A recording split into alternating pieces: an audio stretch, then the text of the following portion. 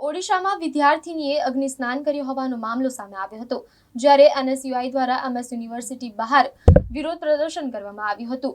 માર્ગ ચક્કા જામ કરી વિરોધ પ્રદર્શન કર્યું હતું। જો કે સયાજીગંજ પોલીસ ઘટનાસ્થળ પર આવી પહોંચી હતી, જ્યારે એનએસયુઆઈના કાર્યકરો અને પોલીસ વચ્ચે ઘર્ષણ થયું હતું। જો કે પોલીસે ટીંગાટોળી કરી એનએસયુઆઈના કાર્યકરોની અટકાયત કરી હતી।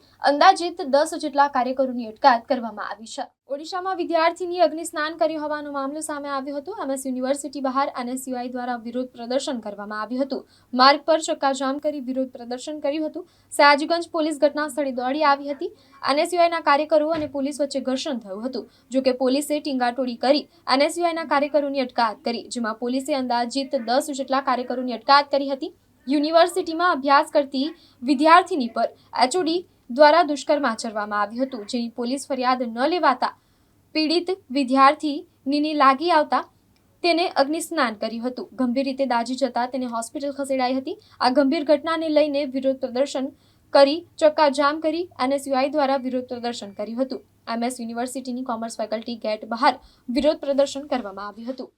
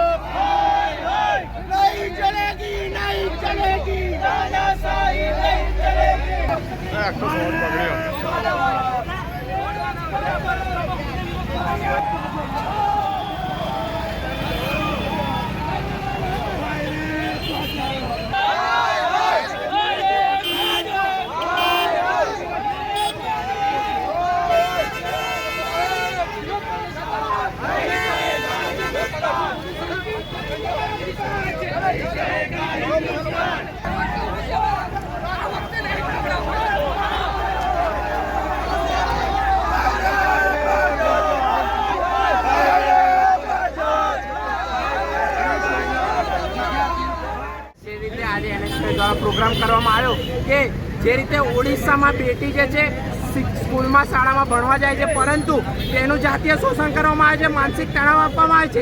જ્યારે બેટી ન્યાયની માંગ કરે છે તેને વધારે તણાવ આપવામાં આવે છે। બેટીએ છેલ્લા કંટાળીને પોતાની જાતને આગ લગાવી દીધી।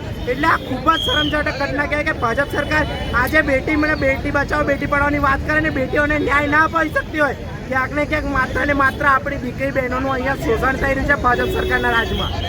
શું કાર્યક્રમ રાખ્યો હતો આજે? આજ એનએસયુઆઈ દ્વારા ચક્કાજામ કરીને વિરોધ પ્રદર્શન દર્શાવવામાં આવ્યું છે કે ભાજપ સરકાર તમે જલ્દી એ દીકરીને ન્યાય મળવો જોઈએ અને જે પણ ગુનેગાર છે તેના પર કડક પગલાં થવા જોઈએ અને જરૂર પડે તેને ફાંસીની સજા પણ આપવી પડે।